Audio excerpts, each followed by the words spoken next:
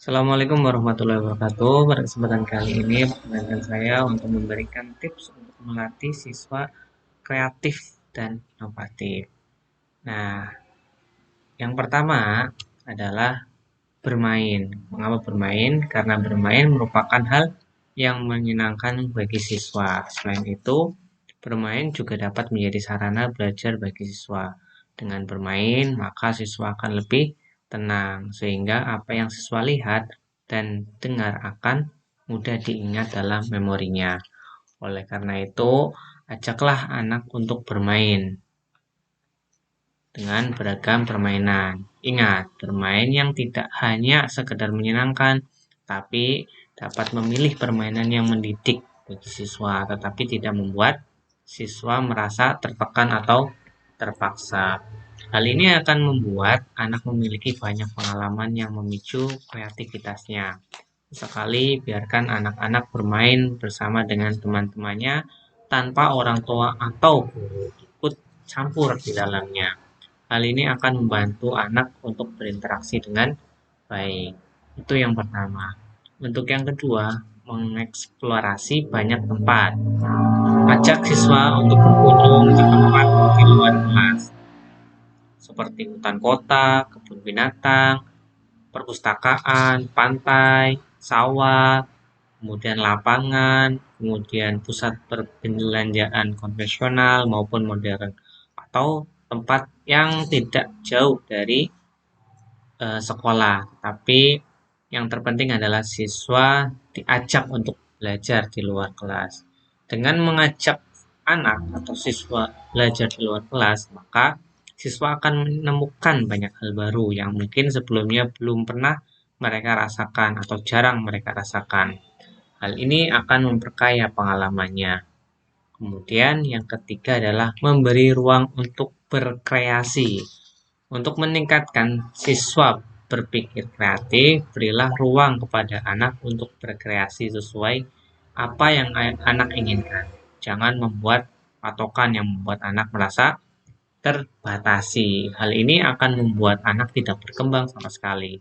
Apalagi ketika anak dilarang untuk melakukan ini dan itu, cukup perhatikan dari jauh saja dan berilah alat-alat yang tidak membahayakan untuk anak.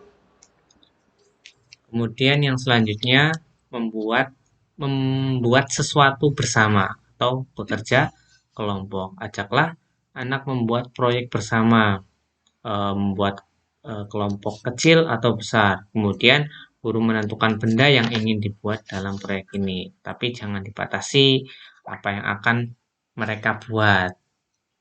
Kemudian ketika anak mengerjakan proyek bersama, maka akan terbentuk ide-ide menarik dari masing-masing anak.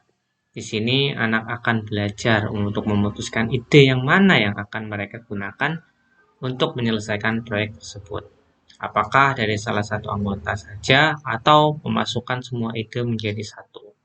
Itu dapat meningkatkan perkembangan sosial emosional anak dan pemecahan masalah. Kemudian selanjutnya adalah berdiskusi. Diskusi oleh anak sudah sering dilakukan di kelas. Mata pembelajaran apapun bisa digunakan dengan diskusi. Tujuan dari berdiskusi bisa bermacam-macam. Diskusi kelompok bisa digunakan anak untuk lebih menguasai dan mendalami materi pelajaran. Bahkan debat antar anak sudah menjadi kompetensi, baik kompetensi nasional maupun internasional. Pengetahuan yang luas dapat diperoleh dengan banyak membaca buku, melihat video di YouTube yang pasti yang bermanfaat. Itu dapat meningkatkan cara berpikir kreatif siswa. Kemudian yang tidak kalah penting adalah memberikan apresiasi. Ya, memberikan apresiasi.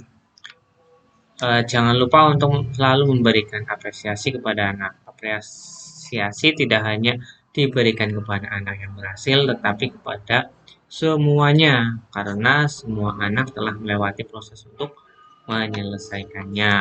Namun, untuk anak yang berhasil, mungkin diberikan sedikit lebih apresiasi dalam bentuk hadiah. Bisa dalam bentuk makanan atau uang seperti itu.